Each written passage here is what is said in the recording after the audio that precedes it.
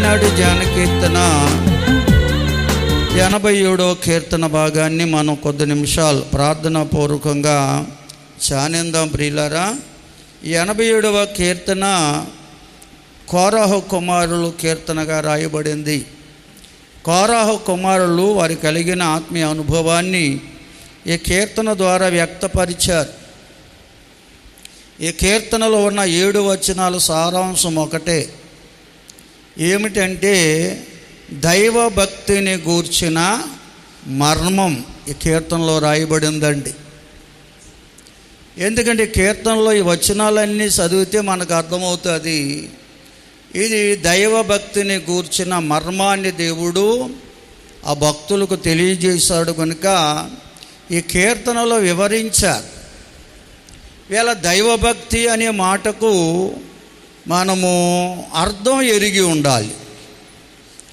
వీళ్ళ ఎవరన్నా అడిగితే దైవభక్తి అంటే ఏంటో మీలో ఎవరైనా చెప్పగలరు. ఒక మాటలో ఎవరైనా చెప్తే మంచిదని కోరుతున్నాను.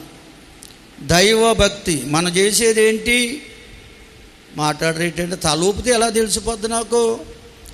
పెద్దగారు ఎలాగంటున్నారు, చాలామంది ఎలాగంటున్నారు, తలూపితే నాకు తెలదో. మాట్లాడితే గట్టిగా చెప్పాలి, చెప్పేవారు బిగ్గరగా చెప్తే ఇక్కడికి వినపడుతుంది కదండి. ఫ్యాన్ల ఊరు కదా, సౌండ్ పెంచండి ఇంటి వద్ద తల్లిదండ్రుల మీద. ఈ ఆధ్యాత్మికమైన చింతనతో కూడినదే ఈ దైవభక్తి. దీనికి అసలైన అర్థం ఏంటంటే ఈ దైవభక్తి అట ఆత్మీయ జీవితాన్ని ఇచ్చేదటండి. స్తోత్రం చెల్లిందామా? దైవభక్తి అనగానే అంటారు ఇది ఆధ్యాత్మికమైన చింతన, ఈ ఆధ్యాత్మికమైన కార్యము అంటారు. ఈ ఆధ్యాత్మికమైన కార్యానికే దైవభక్తి అనే పేరు. అయితే ఈ దైవభక్తి ద్వారా మనకు వచ్చేది ఏమిటి అంటే ఆత్మీయ జీవితం. దేవునికి స్తోత్రం. కనుక ఈ దైవభక్తి అనేది లోకములో అందుకే ప్రవేశపెట్టబడింది. ఆది మానవుడైన ఆదామవులు దేవుని ఆజ్ఞను అతిక్రమించి దైవ సన్నిధికి దూరం అయినప్పటి నుంచి దేవుడి మానవాళితో మాట్లాడుతూ ఈ దైవభక్తిని నేర్పించాడు. ఎందుకంటే ఈ ఆధ్యాత్మికమైన చింతన మానవుడు కోల్పోయాడు ఆదిలో. శరీర సంబంధమైన సాధనే కానీ ఆధ్యాత్మికమైన చింతన మానవుడికి కొరువైంది. ఈ ఆధ్యాత్మికమైన చింతన లేకపోతే ఆత్మీయ జీవితం అనేది దొరకదు. ఆత్మీయ జీవితం దొరకకపోతే నిత్య జీవం అందుకోలేము. దేవుని స్తోత్రం చెబుతారండి. అనగా ఈ లోకాన్ని విడిచిపెట్టగానే దైవ సాన్నిధ్యానికి వెళ్ళలేమండి. అందుకే లోకములో ఎక్కడ చూసినా ఏదో రూపములో అనేక రకాల మతస్థులు భక్తి చేస్తూనే ఉన్నారు, దైవభక్తి చేస్తూనే ఉన్నారు. వారిని అడగండి, దైవభక్తి ఎందుకు చేస్తానండి? ఇది ఆధ్యాత్మికమైన చింతనండి అంటారు. ఎందుకంటే దైవ సాన్నిధ్యం కొరకు మేము చేస్తున్నాం దైవభక్తి అంటారు. దైవ సాన్నిధ్యం పొందాలంటే ఆత్మీయ జీవితాన్ని కలిగి జీవించాలి. దైవభక్తి ద్వారా వచ్చేది ఆత్మీయ జీవితం. ఈ లోకములో మనం జీవించడానికి శరీర సంబంధమైన సాధకం చేయాలి. అందుకే పెద్దవారు చెప్తుంటారు, కష్టపడకుండా ఏది కాలు కాడకి రాదు అని. నాకు ఈ మాట జ్ఞాపకం వచ్చినప్పుడు మా అమ్మ గుర్తొస్తుంది. నాకు చిన్నప్పటి నుంచి అనేది మా అమ్మ సంతోషంగా మహంకాలమ్మగా ఉండగా అనేది ఆ మాట. అసలు పేరు మహంకాలమ్మ అనేది మమ్మల్ని అందరిని అనేది, కష్టపడకుండా కాలు కాడికి ఏమవుతుంది అనుకున్నారు మీరు అని అనేది. అందరు ఇంటి దగ్గర ఉంటే ఎంత కోపం వచ్చేసిదో. కనుక పెద్దలు చెప్పేది ఇదే, కష్టపడకుండా ఏది కాలు కాడకో రాదు. అది శరీర సంబంధమైన సాధకం. ఏదో ఒక పని చేసి, ఈ ఉద్యోగమో వ్యాపారమో లేక ఏదో ఒక వ్యవసాయమో ఏదో ఒక పని చేయకుండా మానవుడు పోషించబడలేడు. ఎందుకొరకంటే దేవుని సన్నిధికి దూరం అయిపోయిన మానవుడికి దేవుడిచ్చిన శాపం అది. నువ్వు జీవించినంతకాలము ముఖము చెమట కార్చి నీవు బ్రతకాలన్నాడు ఆదిమన ఆదాము అవ్వలతో. దేవుని ఆజ్ఞను అతిక్రమించిన తరువాత తినకూడదని చెప్పిన వృక్షఫలాన్ని తిన్న తర్వాత దేవుడు వారిని శపించాడు. అంతవరకు వారు కష్టపడవలసిన పని లేదండి. ఆ పండు తినక ముందు సమస్తము దేవుడే సమకూర్చి పెట్టేసేవాడు వారికి. అసలు కష్టపడవలసిన పని లేదు వారికి, చెమటకాలని పని లేదు, ఈ శరీర సంబంధంలో సాధకమే లేదు. ఆజ్ఞను అతిక్రమించక ముందు, ఈ ఆజ్ఞను అతిక్రమించిన తర్వాత చెడుగనేది వారిలో ప్రవేశించింది కనుక, చెడుగనేది దేవునికి ఇష్టము లేని కార్యం కనుక దైవ సన్నిధికి వారందరూ దూరం అయిపోయారు. ఆనాటి నుంచి మానవుడు శరీర సంబంధన సాధకం చేయవలసి వస్తుంది. కష్టపడి ఏదో రీతిగా సంపాదించుకొని కుటుంబాన్ని పోషించుకోవాల్సిన పరిస్థితి మానవుడికి దాపురించింది. అప్పటి నుంచి అది లోకములో జీవించడానికి కావలసింది శరీర సంబంధమైన సాధకం. దేవుని స్తోత్రం చెల్లించండి అందరూ. హల్లెలూయా. ఏ అబ్బాయి కన్నా ఒక అమ్మాయిని చెయ్యాలంటే ముందు ఆలోచించేది అబ్బాయి అమ్మాయిని పోషించగలడా, కష్టపడే మనసు ఉందా అని చూసేవారట పూర్వకాలంలో. ఇప్పుడు అంత చూసే తీరిక లేదు, అవకాశము దొరకట్లేదు. మారిపోయింది ట్రెండ్. స్తోత్రం చెల్లించండి అందరూ. పూర్వకాలంలో చూసేవారటండి. వారు పెద్దలు ఆ వివాహం సంబంధం చూడడానికి వెళ్ళినప్పుడు, ఆ అమ్మాయిని చూడడానికి వెళ్ళినప్పుడు అమ్మాయి గారు చెప్పేవారంట, అబ్బాయికి కష్టపడే మనసు ఉందా లేదా అని చెప్పేసి మాకు చెప్పిన పెద్దలు ఏమన్నారంటే నారకమ్మలు కొట్టి నార తీయించేవారంట అబ్బాయి చేత ఉందా. ఆ నార తీయించే వీటి కష్టపడే మనసు ఉందో లేదో, చెమట కార్చే మనసు ఉందో లేదని. ఇప్పుడు నారకమ్మలు అట్టుకొచ్చి నార తీయమని తీస్తారు ఇల్లు. ఆ పిల్ల వద్దు ఎవరు వద్దు నాకు అని వీళ్ళు పెళ్ళి వద్దు అంటారు. కనుక కష్టపడే మనసు గల పురుషునికి ఒక అమ్మాయిని ఇచ్చేవారు ఆనాడు. ఎందుకొరకంటే ప్రతి మానవుడు ఏదో ఒక పని చేసి పోషించబడాలి. స్తోత్రం చెల్లిందాం. ఇప్పుడంటే అమ్మాయిలు పనిచేస్తున్నారు, అబ్బాయిలు పనిచేస్తున్నారు. అమ్మాయిలు ఉద్యోగాలు చేస్తున్నారు, అబ్బాయిలు ఉద్యోగాలు చేస్తున్నారు. కొన్ని జిల్లాల్లో ఆడవారు కూడా వ్యవసాయాలు చేస్తారు కర్ర పట్టుకుని. స్తోత్రం చెల్లిందామండి. హల్లెలూయా. కనుక వ్యాపారాలు చేస్తారు. మన ఏరియాలో కూడా వ్యాపారం చేస్తారు స్త్రీలు. ఎందుకొరకంటే శరీర సంబంధమైన సాధకం అండి అది. ఇది ఖచ్చితంగా లోకములో జీవించడానికి మన అవసరం. అయితే దైవభక్తి ద్వారా వచ్చే ఆశీర్వాదం ఎంత గొప్పదో తిమోతికి రాసిన మొదటి పత్రికలో పౌలు భక్తుడు చెప్తాడు ఆ మాట. ఒక్కసారి చదవండి. తిమోతికి రాసిన మొదటి పత్రిక, హెబ్రీ పత్రిక ముందు ఉంటుంది. ఒక్కసారి మీ బైబిల్లో ఉంటే తెరవండి దయతో. 4వ అధ్యాయం 8 వచనం అంటే 10వ వచనం వరకు చదువుతా. ఒక్కరు చదివితే మంచిదండి. అబ్బాయి మళ్ళీ వెనకాల ఎవరో అందుకుంటున్నారమ్మా. ఒక్కరు చదవాలి. శరీర సంబంధమైన సాధకం కొంచెము మట్టికే ప్రయోజనకరమగును కానీ దైవభక్తి ఎప్పటి జీవపు విషయములోను రాబోవు జీవపు విషయములలోను వాగ్దానముతో కూడినదైనందున అది అన్ని విషయములలో ప్రయోజనకరమగును. ఈ వాక్యము నమ్మదగినదియు పూర్ణ అంగీకారమునకు యోగ్యమునై ఉన్నది. చాలండి, అందరూ స్తోత్రం చెప్తారండి. మనసు పెట్టాను. ఇక్కడ అంటాడు శరీర సంబంధకమైన సాధకం కొంచెము మట్టికే ప్రయోజనకరమగును. అంటే ఈ లోకానికి పరిమితమై చనిపోయిన తర్వాత, ఈ ప్రాణం పోయిన తర్వాత శరీర సంబంధం సాధకం చేయగలమా? మాటను చనిపోని చేస్తారేమో ఇల్లు చేస్తారా?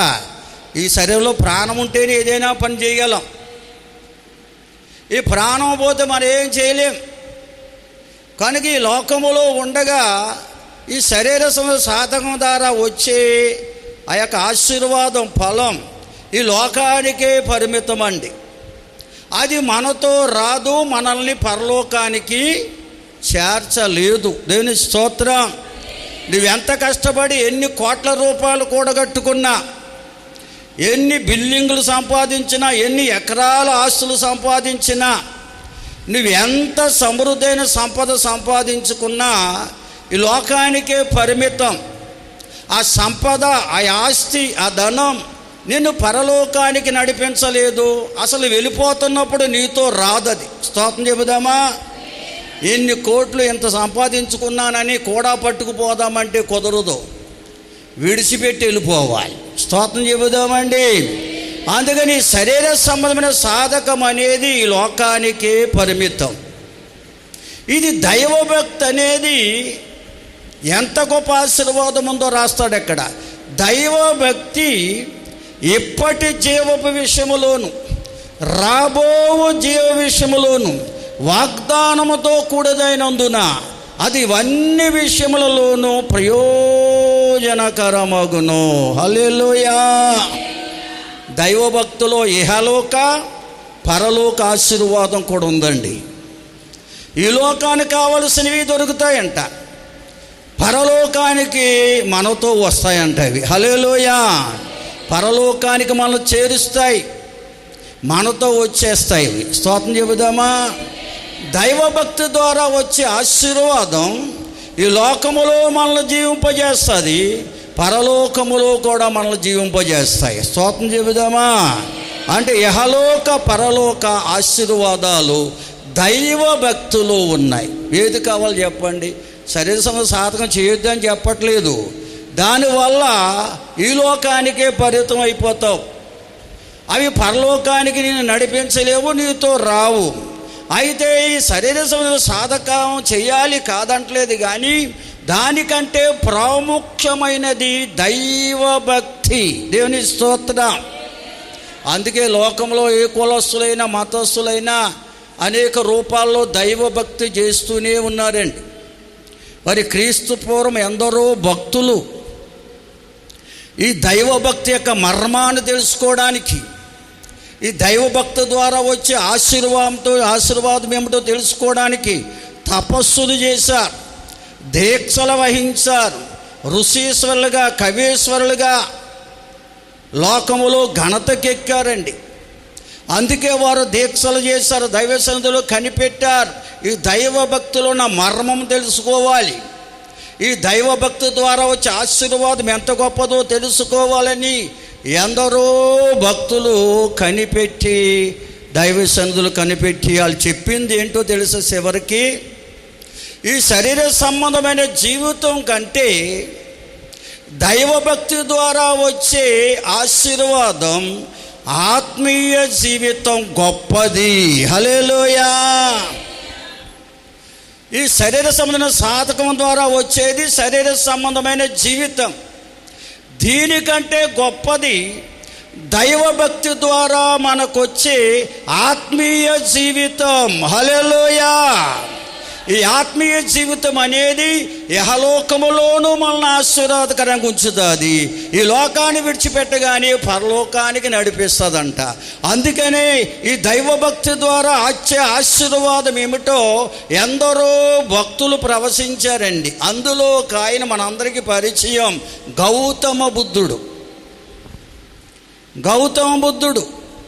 చాలామంది పండితులు చెప్పారు, అయ్యా ఈ దైవభక్తి ద్వారా వచ్చే ఆశీర్వాదం ఏంటంటే ఆత్మీయ జీవితం. శరీర సాధకము ద్వారా శరీర జీవితానికి మాత్రమే పరిమితం. అయితే దైవభక్తి ద్వారా ఈ మానవాళికి వచ్చేది ఆత్మీయ జీవితం. ఈ ఆత్మీయ జీవితము ద్వారా ఇహలోక పరలోక ఆశీర్వాదాలు మానవుడు పొందుకుంటాడు. గనుక శరీర సంబంధమైన జీవితము కంటే ఆత్మీయ జీవితమే గొప్పది. హల్లెలూయా అని ఎందరో ప్రవక్తలు భక్తులు ప్రవచించారండి. మీరు గ్రంథాలు చదివితే అర్థమవుతారు. ఏ యొక్క ఋషీశ్వరుడైనా అదే మాట చెప్పాడు. ఈ బుద్ధుడనే భక్తుడు కూడా, ఈయనొక పండితుడు, గ్రీకు దేశస్థుడు, ఇతడు ఒక యువరాజు. ఇతడు ఒక మరణ శవపేటకి ఎదురొస్తుంటే ఆయనకు ప్రశ్న వచ్చిందంట, ఈ మనిషిగా పుట్టిన మానవుడు ఎందుకు చనిపోవాలి? రాజైనా ఎంత గొప్పవాడైనా చనిపోవాలా అని ఆ రథం తోలుతున్నటువంటి వాడిని అడిగితే చెప్పాడంటే ఎవరైనా చనిపోవాలన్నాడు అంటాడు. అయ్యో నేను కూడా చనిపోవాలా అని, ఈ చావుకు కారణం ఏమిటో తెలుసుకోవాలని ఆయన ఆ యొక్క తన అంతఃపురాన్ని విడిచిపెట్టి, భార్య బిడ్డను విడిచిపెట్టి అరణ్యములోకి వెళ్ళిపోయి ఒక వృక్షం కింద తపస్సు చేశాడు. ఆ వృక్షానికి బోధి వృక్షం అని పేరు పెట్టారు. అందుకే ఈయనకి బుద్ధుడయ్యాడు. స్తోత్రం చెబుదామా? అతని పేరు గౌతముడు. ఈవేళ మనోళ్ళు చాలామంది గౌతమ్ బుద్ధుడిని దేవుడు అంటున్నారు. ఆయన భక్తుడే కానీ దేవుడు కాదు. ఆ గ్రంథాలు చదివితే అర్థమవుతుంది మీకు.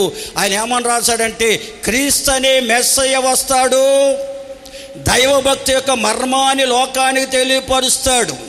ఈ శరీర సంబంధమైన జీవితం కంటే ఆత్మీయ జీవితం ఎంత గొప్పదో తెలియపరుస్తాడని, ఆత్మీయ జీవితాన్ని ఇస్తాడని ఆయన రాసిన గ్రంథములో ఉందండి. ఎందుకంటే బౌద్ధ గ్రంథాలని అన్నీ చదివాను. ఎన్నో స్థలాల్లో బౌద్ధ సూత్రాలతో వివాహాలు కూడా చేశాను నేను. నాకు తెలుసు బౌద్ధ గ్రంథం కొరకు. ఈవేళ వివాహాలు చేసే వాళ్ళు గ్రంథాలు చదవరండి. ఆ శ్లోకాయలో వల్లించేస్తున్నారు, సంస్కృతంలో వల్లించి మనకు అర్థం కాదనుకున్నారు. అది బైబిల్లో మోషే ద్వారా దేవుడిచ్చిన ధర్మశాస్త్రం. అది ధర్మశాస్త్రం. అది దాన్ని సంస్కృతంలో అన్వయించి దాన్ని శ్లోకాలుగా వారు చేసి వేళ ఈ బౌద్ధ మతంలో ప్రవేశపెట్టారు. బౌద్ధ సూత్రాలు అంటారు. ఈ బౌద్ధ సన్యాసులు కూడా చెప్తారండి, బుద్ధుడు దేవుడు కాడు అని, ఆయన ఒక భక్తుడు మాత్రమే అని చెప్తారు. వాళ్ళు చెప్పారు కూడా, చెబుతున్నారు కూడా. స్తోత్రం చెల్లిస్తారా? కనుక ఆత్మీయ జీవితం మరి ఎవరు ఇవ్వలేదండి, ఎవరిస్తారో చెప్పారు వాళ్ళు. మన దగ్గరలో ఉన్నటువంటి ఎవరైనా బాలయోగి గారు పశువులు కోసుకుంటూ ఆయనకు ప్రశ్న వచ్చిందంట, ఈ భక్తి యొక్క మర్మం తెలుసుకోవాలని. అందుకే ఒక ఫోటో పెట్టుకుని అక్కడ తపస్సు చేయడం ప్రారంభించాడటండి.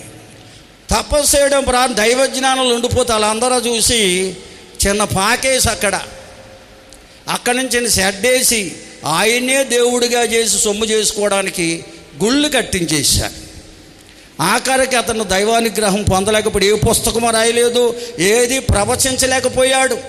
దేవుడు ఆయనకి ఏమి దర్శనమిచ్చాడో చెప్పాడా? ఆయన దర్శించడానికి వీళ్ళు వెళ్ళిపోతున్నారు. ఆయనకి ఎలాగ ఊపండి జనాలు చూసినప్పటికి తపస్సులో ఉన్న ఆయనకి జన తాకిడికి ఊపు వచ్చేసేది. వండలా పోయేవాడు ఆయన. వండలాకి ఇలాగంటే తలుపులు వేసేసేవారు. ఎందుకంటే నేను ఓ సంవత్సరం బాలయోగ తీర్థానికి పైన కూడా నేను వాలంటరీగా పనిచేశాను.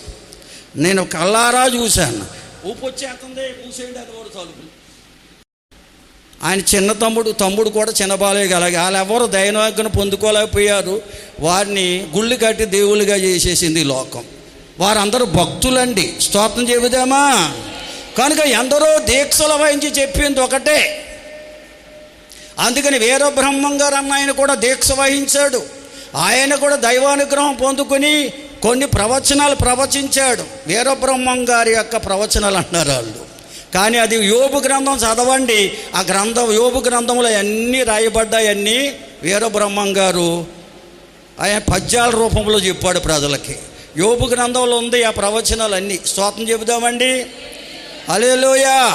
ఎందుకంటే మెస్సయ్య రాబోతున్నాడని, క్రీస్తే మెస్సయ్యగా రాబోతున్నాడు, ఆయనే దైవభక్తి యొక్క మర్మాన్ని లోకాన్ని తెలియజేయబోతున్నాడని ఎందరో భక్తులు ప్రవచించారు. దేవుని స్తోత్రం.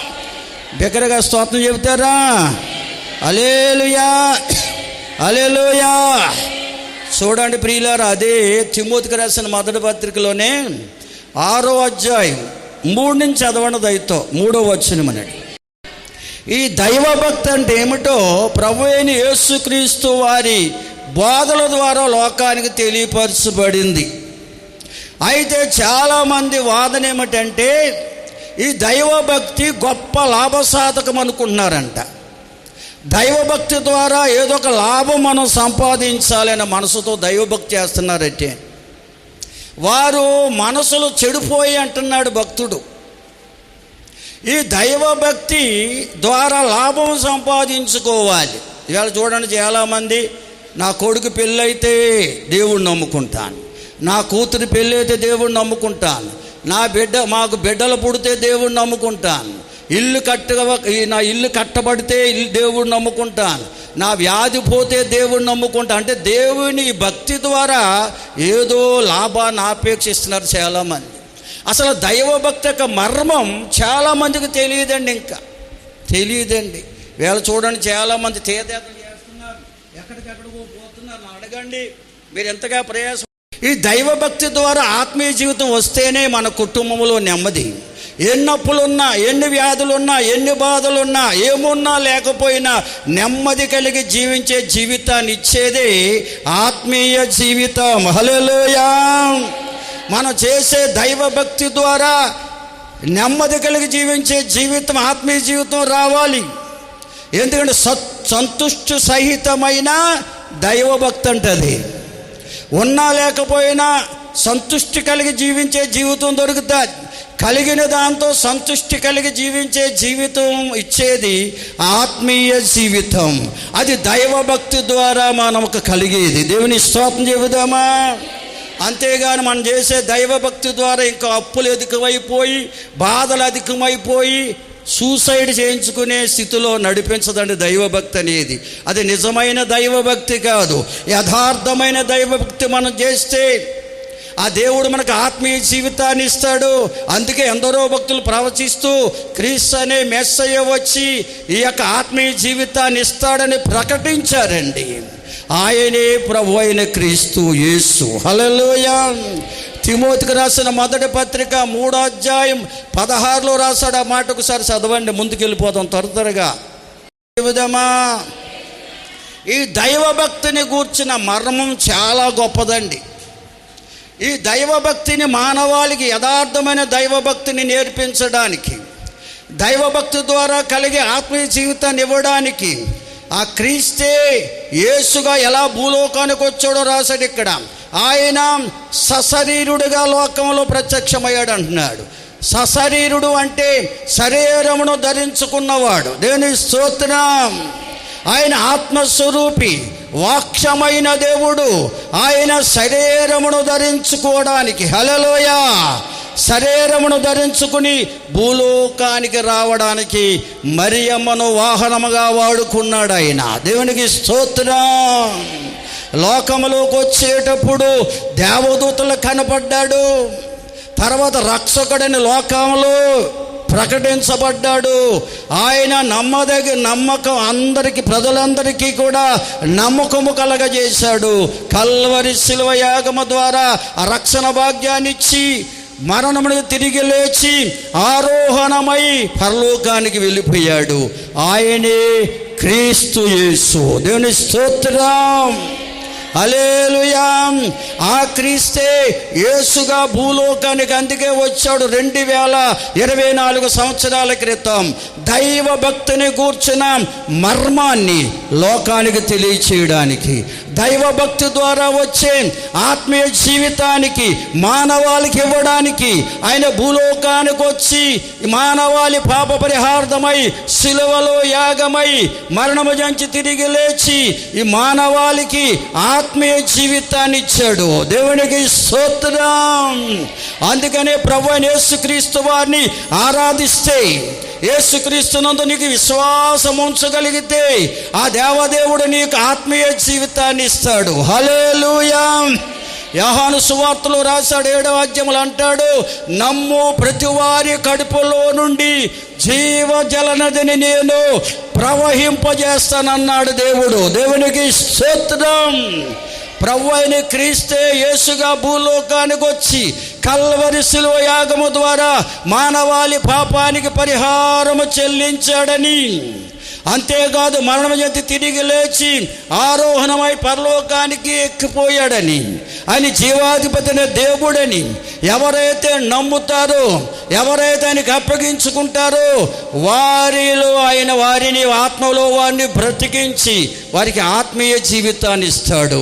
వారి కడుపుల్లో నుండి ఆ జీవజలనిధి ప్రవహింపజేస్తాడు, అనగా ఆత్మీయ జీవితాన్ని ఇస్తాడు. దేవుని స్తోత్రం. ఆత్మీయ జీవితాన్ని ఇస్తాడు. ప్రభు నమ్ముకుని కూడా నువ్వు ఆత్మీయ జీవితాన్ని పొందుకోకపోతే కలిగిన దాంతో నువ్వు తృప్తిగా జీవించలేవు. ఈ ఆత్మీయ జీవితాన్ని ఎవరైతే పొందుకుంటారో వారు ఏ స్థితిలో ఉన్నా, ఏ పరిస్థితి వారి కుటుంబంలో ఉన్నా సంతుష్టి కలిగి జీవిస్తారు. నమ్మిన వారు స్తోత్రం చెల్లించండి. హల్లెలూయా. అందుకే హెబ్రీ పత్రికలో చెప్పబడింది, మీరు ధనాపేక్ష లేని వారై కలిగిన దాంతో తృప్తి కలిగి జీవించండి. నిన్నెన్నడూ విడువను, ఎన్నడూ ఎడబాయను, మీకు నేను సహాయం చేస్తాను, నరమాత్రుడు నాకేమీ చేయలేడనే ధైర్యముతో ఉండని అంటాడు భక్తుడైన పౌలు. దేవుని స్తోత్రం చెబుదామా? ప్రభు మనతో ఉండాలంటే మనం ఆత్మీయ జీవితాన్ని పొందుకోవాలి. ఆత్మీయ జీవితాన్ని పొందుకున్న వారికి ధనాపేక్ష ఉండదంట. అంటే అర్థమేంటి? ధనాన్ని సంపాదించుకోరని కాదు, ధనం మీదే మనసు పెట్టుకోరంట. లోకములు వారు కలిగిన వేటి మీద మనసు పెట్టుకోరంట. వారు ఏ స్థితిలో ఉన్నా, ఏ పరిస్థితిలో ఉన్నా సంతృష్టి కలిగి జీవిస్తారట. సంతృప్తికరమైన జీవితాన్ని జీవిస్తారట. లేదనే విచారం ఉన్నదనే గర్వం రాదటండి వారికి. ఆత్మీయ జీవితం అనేది అంత గొప్పది. శరీర సంబంధమైన జీవితాన్ని జీవించేవారు చూడండి, లేదనే విచారం కృంగదీస్తుంది, ఉన్నదనే గర్వం దేవుణ్ణే గణపరచిన వారిగా చేసేస్తుంది. అంటే హృదయాన్ని కఠినపరుస్తుంది. కనుక ప్రియులారా, ప్రభు అయిన యేసుక్రీస్తు నమ్ముకున్న ప్రతి ఒక్కరూ, ఆయన సన్నిధికి వస్తున్న ప్రతి ఒక్కరూ, ఆయన 2024 సంవత్సరాల క్రితం భూలోకానికి శరీరంలో ధరించి వచ్చారని, ఈ రక్తమాంసుల శరీరంలో ఉన్న మన పాపములను పరిహరించడానికి ఏ పాపములను యేసే సిలువలో యాగమై ఆయన కార్చిన రక్తము ద్వారా మన పాపానికి పరిహారము చెల్లించారని, అంతేకాదు ఆయన మరణము చెంది తిరిగి లేచి మనకి జీవాన్ని ప్రసాదించిన జీవాధిపతిని ఎవరైతే నమ్ముతారో వారికే ప్రభువారు ఆత్మీయ జీవితాన్ని ఇస్తాడు, వారిని ఆత్మలో బ్రతికిస్తాడు. దేవునికి స్తోత్రం. మరి ఆత్మ జీవితం మనం పొందుకున్నంత నాని శరీర సంబంధ సాధకం చేయొద్దని రాయలేదండి. అది మానక ఇది చేయాలంట. ఉద్యోగం చేయొద్దని, వ్యాపారం చేయొద్దని, ఏ వ్యవసాయం చేయొద్దని, ఏ పని చేయొద్దని రాయలేదు. ఈ లోకంలో జీవించాలంటే మనం కష్టపడాలి. దేవుని పని కూడా మీరు చేసే పనులన్నిటికంటే కష్టమైన పని అండి ఇది. మీరు అనుకుంటారు పాస్టర్ గారికి ఏముంది, మనలాగా ఎండలోకి వెళ్ళవలసిన పని లేదు, ఒంగుని పని చేయవలసిన పని లేదు, ఏదో అనుకుంటారు మీరు. ఉద్యోగాలు చేసేవాళ్ళు అంటారు మా పై అధికారికి మేము భయపడాలి, పాస్టర్ గారికి ఎవరికి భయపడతారు అనుకుంటారు మీరు. కానీ మేము దేవునికి భయపడాలి, నిత్యము భయపడాలి. దేవుని స్తోత్రం. ప్రతి క్షణము దేవునికి భయపడాలి. మేము దేవుని చెప్పిన ప్రకారంగా చేయాలి. నిందలు ఎదురైనా, అవమానాలు ఎదురైనా, మా కుటుంబంలో ఎన్ని కొదువులు వచ్చినా, కొరతలు వచ్చినా, వ్యాధులు వచ్చినా, బాధలు వచ్చినా దేవుని పని నమ్మకముగా చేయాలంటే ఎంత కష్టమో చేసే వాళ్ళకి తెలుస్తుంది. స్తోత్రం చెల్లిందామండి. హల్లెలూయా. బిగ్గరగా స్తోత్రం చెబుదామా? కనుక ఆత్మీయ జీవితం అనేది ఎంత గొప్పదో ప్రతి ఒక్కరూ గ్రహించాలి. మీరు ఆత్మీయ జీవితాన్ని పొందుకుంటే, ఆత్మలో బ్రతికించబడితే, మీరు కష్టపడి సంపాదించుకున్న సంపాదనతో తృప్తి కలిగి జీవిస్తారు. అంతేగాని అడ్డదారిలో ఇంకా ఏదో సంపాదించాలి, మన గ్రామంలో ఉన్నవారందరికంటే గొప్ప ఆస్తిపరులం అయిపోవాలి, అందరు బిల్డింగ్ల కంటే పెద్ద బిల్డింగ్ కట్టేయాలి, అందరికంటే ఎక్కువ ధనం సంపాదించి బ్యాంక్ బ్యాలెన్స్ పెంచుకోవాలి, ఈ ఆశలు ఏమి మనకు ఉండవండి. దేవుని స్తోత్రం చెబుదామా? హల్లెలూయా. ఆత్మీయ జీవితం అనేది ఎంత గొప్పదో అనుభవించే వారికి తెలుస్తుంది. స్తోత్రం చెబుదామండి. మరొకసారి స్తోత్రం చెప్పండి అమ్మా. హల్లెలూయా. చదవండి ఒకసారి దైవ గ్రంథంలో కొన్ని మాటలు చదువుకుంటూ ముందుకెళ్దాం. రోమాపత్రిక 8వ అధ్యాయం 12వ వచనాన్ని చదవండి దయతో. హల్లెలూయా. సృష్టి అంతా కూడా దేవుని పిల్లల ప్రత్యక్షత కొరకు ఎదురు చూస్తుందట. దేవుని నమ్ముకున్నంత రాని మనం దేవుని పిల్లలం కాలేం. చాలామంది అంటారు వారు దేవుని పిల్లలని అంటారు. మేము దేవుని నమ్ముకున్నామని చెప్పుకుంటాం. మనం దేవుని పిల్లలని ఎవరిని అంటారంటే ఆత్మీయ జీవితం కలిగిన వారిని, ఆత్మలో బ్రతికించబడిన వారిని. ఆత్మీయ జీవితం ఎవరైతే పొందుకున్నారో వారే దేవుని పిల్లలు. సృష్టి అంతా వారి కోసమే కనిపెడుతుంది.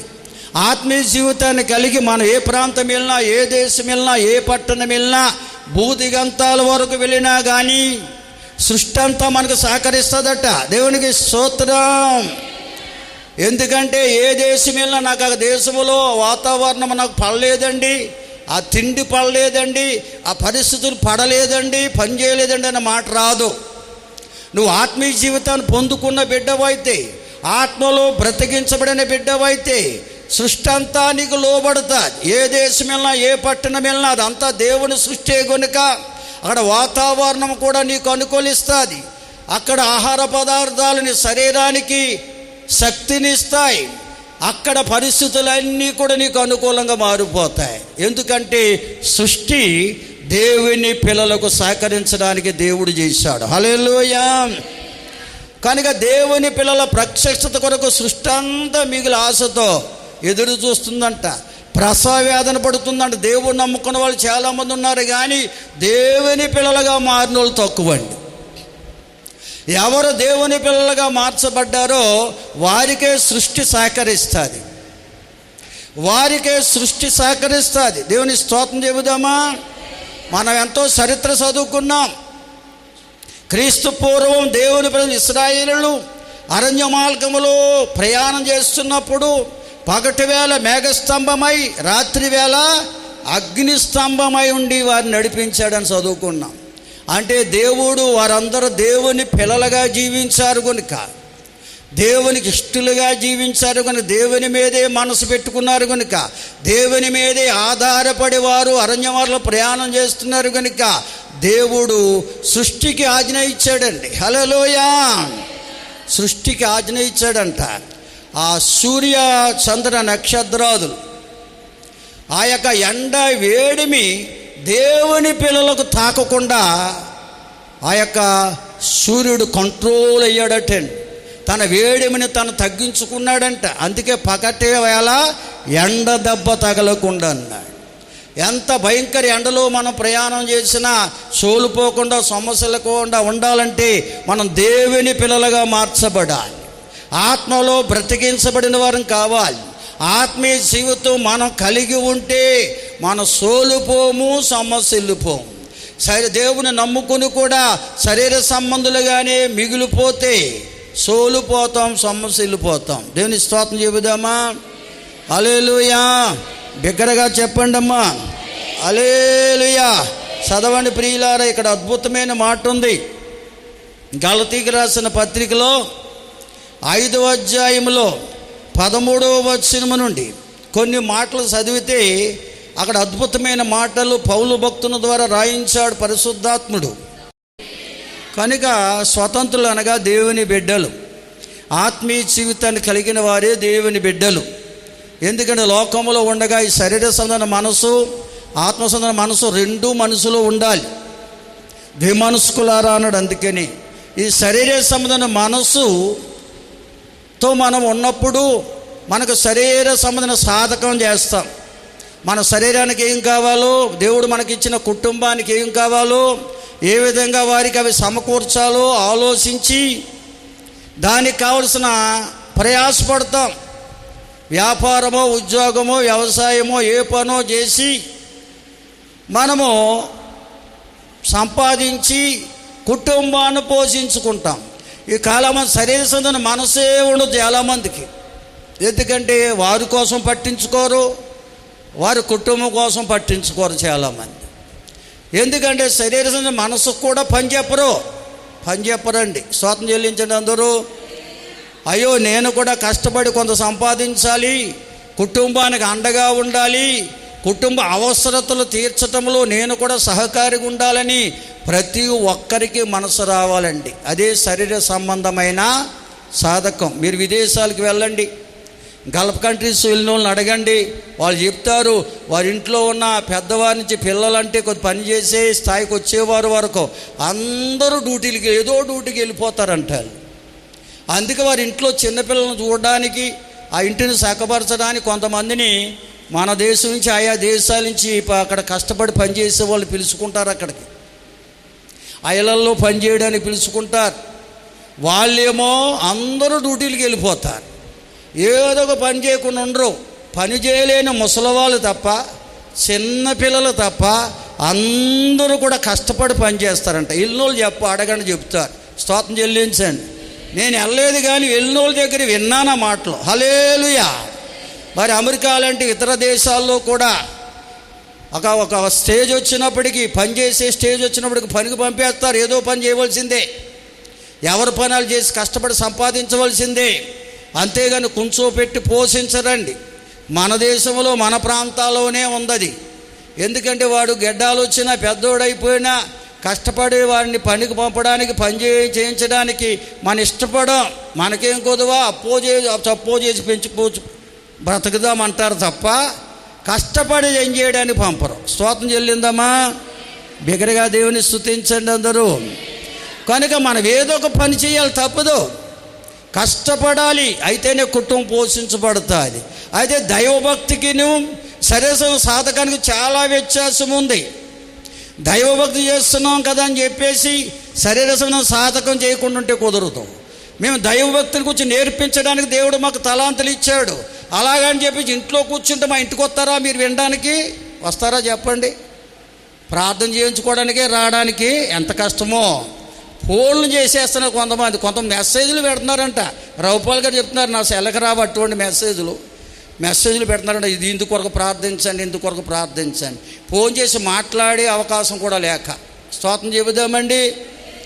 కనుక మేము కూడా దేవుడిచ్చిన తలాంతులు పట్టుకుని, ఆ దేవుని వాక్యాన్ని పట్టుకుని దైవభక్తిని కూర్చున్న మర్మమైన క్రీస్తు యేసును బోధించడానికి ఎండనక వాననక ప్రతి అనేక స్థలాలకు, అనేక ప్రాంతాలకు వెళ్ళి మేము ప్రకటిస్తున్నాం.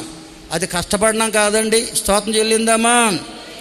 నాకు సైకిల్ మీద జర్నీ చేసినప్పుడు కూడా నేను అనేక ప్రాంతాలు, కొన్ని 40, 50, 60 కిలోమీటర్లు కూడా నేను సైకిల్ మీదే వెళ్ళి సువార్త చేసేవాడిని. దేవుని వాక్యం చెప్పి రాలేకపోతే అక్కడ ఆగిపోయి వచ్చేవాళ్ళు. ఎంత ప్రయాసపడ్డామో. ప్యాచీలు పడిపోతే నడిపించకుండా వచ్చాం. నాకు బాగా గుర్తు, కొమరగిరి పట్టణం మల్లితోట దగ్గర ఒక కూటమిలో వాక్యం చెప్పడానికి వెళ్ళాను నేను. నాతో పాటలు పాడడానికి అమలాపురం 2 సహోదరులు వచ్చారు. వాళ్ళు సైకిల్లే, నేను సైకిల్లే. అక్కడ వెళ్ళి తిరిగి వస్తుంటే నా సైకిల్ ప్యాచీ పడిపోయింది. మొగలమూరు వచ్చినోడు ప్యాచీ పడిపోయింది. తుమ్మలపల్లి దాటాం, మొగలమూరు వచ్చినోడు ప్యాచీ పడిపోయింది. అక్కడి నుంచి అమలాపురం నడుచుకుంటూ రావాలి. అందరూ కూడా, వాళ్ళు కూడా దిగిపోయారు. సైకిల్ పట్టుకుని తొక్కే ప్రాక్టీస్ వాళ్ళకి లేదు, నాకు లేదు. ముగ్గురు నడుచుకుంటా, వాళ్ళ సైకిల్ నడుచుకుంటా, పాటలు పాడుకుంటా, ప్రభుని స్తుతిస్తా అమలాపురం వచ్చినోడు తెల్లారిపోయింది. అక్కడే 2 అయింది మమ్మల్ని వదిలిపెట్టినప్పటికి. అమలాపురం నడుచుకుంటూ వచ్చినోడు తెల్లారిపోయిందండి. స్తోత్రం చెల్లిందమ్మా. అది కష్టమా లేదా సుఖమా? అలాంటి ఎన్నో కష్టాలు పడ్డాం.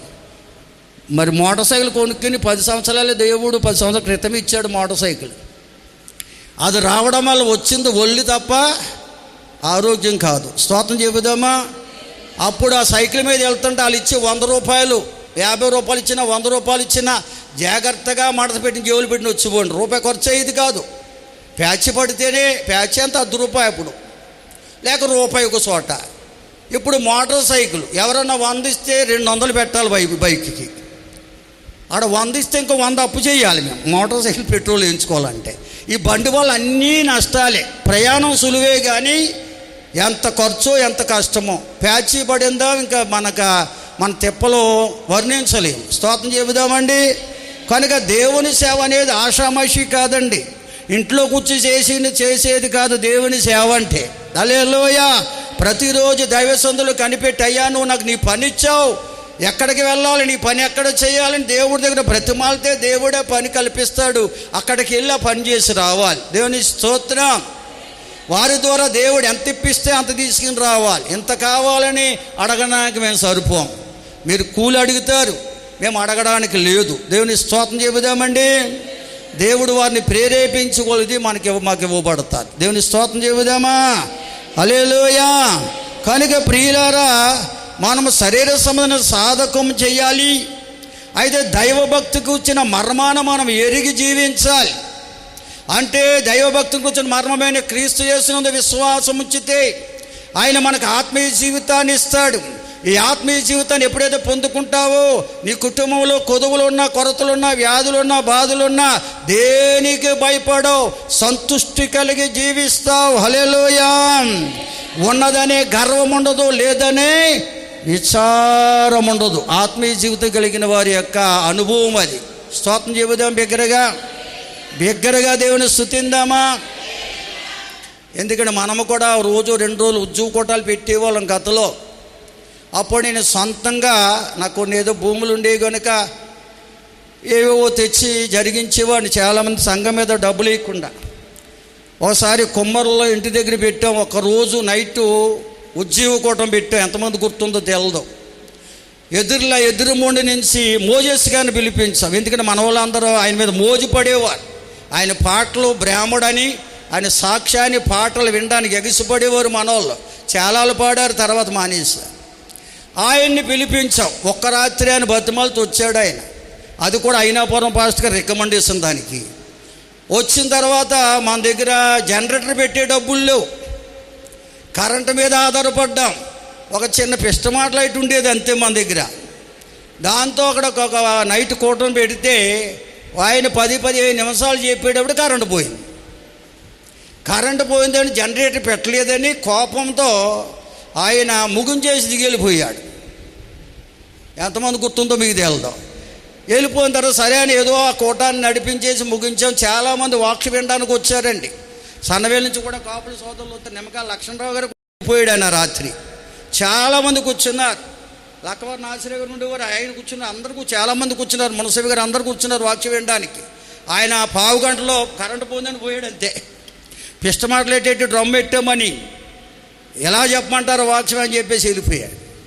సర్లు అనుకునే ఏదో కూట ముగించు తెల్లవారుజామున బయలుదేరి ఇంట్లో ఉన్న చిల్లరంతా మూట కట్టుకుని రూపాయి కాసులు, పావలా కాసులు ఎన్ని మూట కట్టాను నేను. అవి మూట కట్టి తెల్లారినప్పటికీ నేను చెలగల సాల్మన్ రాజు ఇంటికి అయినాపురం వెళ్ళాను. అక్కడికి వెళ్ళిపోయాడు. రెసిడెన్స్ అక్కడ ఉండడానికి వెళ్ళిపోయాడు. మనకెక్కడ వసతులు, బాత్రూమ్లు లేవు అప్పుడు. ఇక్కడ ఎన్ని కావాలంటే మన దగ్గర లేవంటే ఆయన తీసిపోయాడు. ఆ మూట అట్టుకెళ్ళి తెల్లవారినప్పటికీ ఇంకా లేవలేదు ఆయన. తెల్లవారుజామున వెళ్ళిపోతానని వెళ్ళిపోయాను నేను. లేపిన తర్వాత బయటకు వచ్చాడు. ఈ మూట ఏంటన్నాడు. ఇదే మీకు కానుక అన్నాను నేను. అది ఇచ్చిన తర్వాత తీసుకుని ప్రార్థన చేసి నేను వచ్చేసాను. వచ్చినానికల్లా సాల్మన్ రాజు గారు ఎతడా మూట ఇప్పన్నాడంట. వీటి కోసం నేను వచ్చానని పడేసాడంట. అక్కడ లెక్క పెట్టలేదంట, పడేసాడంట. ఆయన నాకు ఫోన్ చేసి నువ్వు ఇలాంటి చిల్లరట్టుకొచ్చేవేంటి, నేను బాధపడుతున్నాడు, అవి ఎన్ని ఉన్నాయి ఎంత ఉన్నాయన్నాడు. ఏమో ఎన్ని ఉన్నాయో తెలదు, నేను దాచిన డబ్బు అంతా పట్టుకొచ్చేసాను, అయ్యోమో ఆయన సరిపోతే నేనేం చేయను అన్నాడు. ఆయన తీసుకోకుండా వెళ్ళిపోయాడు. నేను బాధపడి 2000 ఉంటే నేను ఇచ్చాను, ఎక్కడన్నా చూసి నాకు తర్వాత దిగాను అన్నాడు. తర్వాత ఇవ్వాలన్నాడు ఆయన. ఎన్ని ప్రయాసలు పడి అప్పుడు అనుకున్నాను నేను, ఈ మోజేస్ గారు శరీర సంబంధి, ఇతడు సేవకు మనం ఉపయోగించుకున్న పని లేదని వదిలేశాను. స్తోత్రం చెబుదామా. నేనే వదిలేదు, సెలగని సాల్మన్ రాజు కూడా వదిలేశాడు దెబ్బకి. ఆయన అన్నాడు, డబ్బు మనిషి ఇతను, నా దగ్గర 20,000 అప్పు పెట్టుకెళ్ళాడు. పైగా వచ్చినప్పుడల్లా కానుక మాంటలేదు, అప్పు తీర్చట్లేదు కనుక ఆయన్ని వదిలేశాడు ఆయన. స్తోత్రం చెల్లిందాం అందరం. ఎందుకు చెప్పానంటే శరీర సంబంధమైన మనస్సుతో మనం భక్తి చేస్తే ధనాపేక్షే. ఇవాళ చాలామంది పాస్టర్లు వాక్సిన్ చెప్పడం పిలుతుంటే 2,000 ఇస్తామని అడుగుతున్నారు, ఎంతమంది ఉంటారని అడుగుతున్నారు. అప్పుడు అలా ఉండేది కాదండి. దేవుని స్తోత్రం చెల్లిందామా. మరొక ఆయన కృష్ణా జిల్లా నుంచి రప్పించి ఇదే స్థలంలో సభలు పెట్టాం. ఓం నమః శివాయ అనే మాట మీద వాక్యం చెప్పాడు. అద్భుతమైన ప్రసంగం అది. వాక్షమైన దేవుడు అని వాక్యం చెప్పాడు. ఆయన పేరు సాల్మన్ రాజు గారు. ఆయన పేరు పొట్టుగా ఉండేవాడు, గడ్డ వేసుకుని ఎంతమంది గుర్తుందో. ఆయనకి అలాగే నేను కానుక ఇచ్చాను. కారు కూడా పెట్టాను అమలాపురం నుంచి. కానుక కూడా ఉన్నంతలో బలంగానే ఇచ్చాను. ఆ వెళ్ళిపోయిన తర్వాత మధ్యవర్తిగా ఉన్న పాస్టర్ గారు నాకు ఫోన్ చేసి మళ్ళాడు అంటాడు, ఆయనకి 2,000 ఏమి సరిపోద్ది అనుకున్నావు, నువ్వు 2,000 ఇచ్చావంటే నాకు 1,000 ఇచ్చావు, నా 1,000 కూడా ఆయనకి ఇచ్చేసి పంపేను అన్నాడు. అలాగా అని చెప్పేసి ఆయన్ని వదిలేసాం. స్తోత్రం చెల్లిందాం అందరం. ఆ రోజుల్లో 2,000 పెద్ద గొప్ప అండి. పైగా ప్రతిరోజు కారు పెట్టి తీసుకొచ్చేవాళ్ళం. 600-500 తీసుకున్నారు కారుడు, చిన్న కారు ఇక్కడికి. స్తోత్రం చెల్లిందామండి. కనుక ఎందుకు చెప్తున్నానంటే శరీర సంబంధం మనసు ఎప్పుడు కూడా ధనం మీదే ఆపేక్ష అండి. దేవుని సేవ చేసేవాళ్ళు లాభం కోసం ఆశించకూడదు. దేవుని స్తోత్రం. దేవుడు ఇచ్చిన దాని కొరకు ఆశించాలి. దేవుడు ఎస్తింతే అంతే. హల్లెలూయా. నిమ్మకాయల కొత్తపల్లి ఇంచుమించు 20 సంవత్సరాలు వాక్యం చెప్పడానికి వెళ్ళాను నేను. రాఘవలపేట నిమ్మకాయల కొత్తపల్లి సైకిల్ మీద వెళ్ళేవాడిని. ఆ పాస్టర్ గారు చచ్చిపోయాడు. వాళ్ళ అబ్బాయిని అడగండి ఎంత ఇచ్చేవారు నాకు. మొదట్లో పావలా ఇచ్చేవారు, తర్వాత ₹10 చేశారు, చివరికి రూపాయి ఇవ్వడానికి చెమటలు పట్టాయి ఆయనకి. సంఘ సెక్రటరీ గారు బాబురావు గారు ఉన్నాడు, కొంకు బాబురావు అని ఇప్పుడు ఉన్నాడు ఆయన. పాస్టర్ గారు వెళ్ళిపోయాడు కానీ ఆయన ఉన్నాడు సెక్రటరీ గారు. ఆయన అన్నాడు ఒక రోజున, మేము పాస్టర్ గారికి ఇంత కానుక ఇస్తుంటే 50 ఇస్తుంటే 100 ఇస్తుంటే మీరు పావలా ₹10 ఇస్తారా? కుదరదు, 50 అని ఇవ్వాలన్నాడు దెబ్బలాడు నా ఎదరకుండా. అదే చివరి కానుక, చివరిగా పిలవడం నన్ను. ఆ ₹50 ఇస్తే పావలు ఇచ్చిన సంతోషంగా వచ్చేవాడిని, ₹10 ఇచ్చిన సంతోషంగా వచ్చేవాడిని, 50 ఇచ్చినా గొప్పగా సంతోషంగా వచ్చాను. తర్వాత వాళ్ళు మానేశారు పిలవడం. స్తోత్రం చెల్లించండి. ఈయన ఎప్పుడు డబ్బులు అడగలేదండి, పావలా ఇచ్చినా సేవ చేశాను. స్తోత్రం చెల్లిందామండి. కనుక మనము దేవుని బిడ్డలం, ఆత్మీయ జీవితాన్ని జీవించేవారం అయితే దేవుని మీదే మనసు పెడతాం. ఇచ్చేవాడు దేవుడు. ఆవేళ పనికి పావలా ఇచ్చావా దేవా నీకు స్తోత్రం, ₹10 ఇచ్చావా నీకు స్తోత్రం. ఇదే స్తోత్రాలండి. హల్లెలూయా. అంతేగాని డిమాండ్ చేసే అనుభవం మనకు ఉండకూడదని బైబిల్ చెప్తున్నది, నేను కాదు. చదవండి, చివరికి ఒక మాట చదవండి. పేతురు గారు రాసిన మొదటి పత్రిక 4వ అధ్యాయం మొదటి 2 వచనాలు అండి. కనుక క్రైస్తవులని చెప్పబడేవారు అందరూ క్రీస్తు మనస్సు పొందుకోవాలి. అదే ఆత్మీయ జీవితం అంటే. ఈ క్రీస్తు మనస్సు పొందుకుంటే క్రీస్తు శరీరధారిగా భూలోకానికి వచ్చినప్పటి నుంచి లోకాన్ని విడిచిపెట్టే వరకు శ్రమలు పొందాడు. ఆయన నిందల అవమానాలు పొందాడు, ఎన్నో శ్రమలు భరించాడు. అటువంటి మనస్సును మనం కలిగి ఉంటే ఎన్ని శ్రమలు వచ్చినా, కష్టాలు వచ్చినా, కొదువు వచ్చినా, కొరత వచ్చినా, ఎవరిచ్చినా ఎవరివ్వకపోయినా సంతృష్టి కలిగి జీవిస్తాం. దేవునికే మన భారాన్ని అప్పగించుకుంటాం. దేవుడే మన ప్రతి అవసరతను తీరుస్తాడు. దేవునికి స్తోత్రం. ఆ దేవునికి ఎప్పుడైతే అప్పగించుకుంటామో మనుజాసను అనుసరించి మనం నడుచుకోము, దైవ చిత్తానుసారంగా నడుచుకుంటాం. ఇదే నిజమైన దైవ భక్తి. దేవుని స్తోత్రం చెబుదామండి. అటువంటి దైవ భక్తిని కలిగి కడవరి దినాల్లో నేను, మీరు, మనందరం కూడా జీవించేవారమై ఉండాలి. ఈ ఆత్మీయ జీవితానికి మించిన జీవితం మరొకటి లేదు. అది ప్రభువైన యేసు క్రీస్తు ద్వారా అనుగ్రహించబడింది. ఆయన మనసే అటువంటిది. దేవుని స్తోత్రం చెబుదామండి. హల్లెలూయా. అటువంటి మరి ఆత్మీయ సంబంధమైనటువంటి జీవితాన్ని జీవిస్తూ ఎప్పుడైతే మనం ముందుకు సాగుతామో ప్రతి విషయంలో మనం వ్యాపారం చేసినా, వ్యవసాయం చేసినా, ఉద్యోగం చేసినా, ఏ పని చేసినా దేవునికి అప్పగించుకునే చేస్తామండి.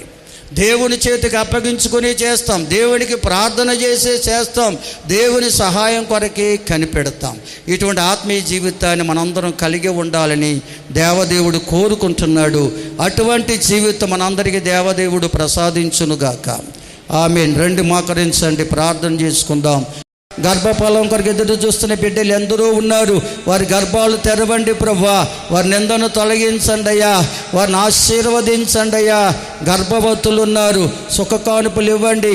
ఆరోగ్యుల బిడ్డల్ని ఆశీర్వదించండి. బాలింతలకు బలం, చిన్న బిడ్డలపై దయాకీటును ఉంచండి. యవనస్తులను, సండే స్కూల్ బిడ్డలను దీవించండి. వివాహ ప్రయత్నంలో వారికి మార్గాలు తెరవండి. వివాహమైన వైవిక జీవితాలు సుఖమయం చేయండి నాయన. ఈ పరిచర్యకు సహకరిస్తున్న ప్రతి కుటుంబాన్ని దీవించు తండ్రి. విద్యా సంవత్సరంలో ఆయా తరగతులు చదివి ఎగ్జామ్స్ రాసి పాస్ అయిన బిడ్డలు, ఫెయిల్ బిడ్డలు ఉన్నారు. వారందరినీ బలపరచండి. ఇంకా రిజల్ట్ కొరకు ఎదురు చూస్తున్న వారు ఉన్నారు. తగిన సహాయం దయచేయండి. రాబోయే విద్యా సంవత్సరానికి వారిని తగిన సిద్ధపాటు దయచేయమని ప్రార్థన చేస్తున్నాం ప్రభువా. ఆయా దేశాల్లో, ఆయా రాష్ట్రాల్లో, ఆయా ప్రాంతాల్లో ఉన్న ప్రియ సంఘ బిడ్డలందరిపై మీ కాపుదలకు అందుష్టించండి. వారి కష్టార్జితాన్ని దీవించండి. తద్వారా వారి కుటుంబాలకి మేలు దయచేయండి ప్రభువా. ఉన్నతమైన చదువులు చదువుకుని ఉద్యోగ ప్రయత్నాలు వారికి తగిన మార్గము తెరవమని అడుగుతున్నాం.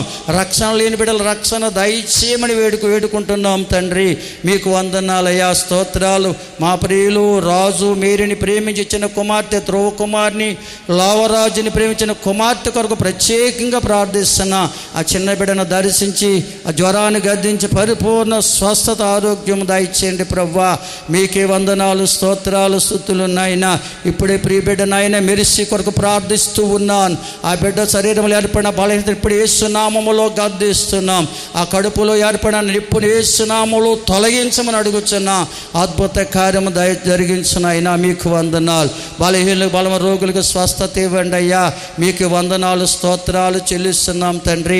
అయ్యా చేరి ఉన్న ప్రతి బిడ్డను పేరు పేరును ఆశీర్వదించండి, బలపరచండి. మా గ్రామ ప్రజలను, రాష్ట్ర దేశ ప్రజల నాయకులను, అధికారులను ఆశీర్వదించండి. సోదరుడు మూర్తి గారిని, సోదరి మరియమ్మను ప్రేమించి ఇచ్చిన కుమారుడు ప్రసాద్ గౌతముల వివాహం అయ్యా అత్యంత ఆశీర్వాదకరంగా జరగడానికి కృపనివ్వండి. వాతావరణం అనుకూలపరచండి.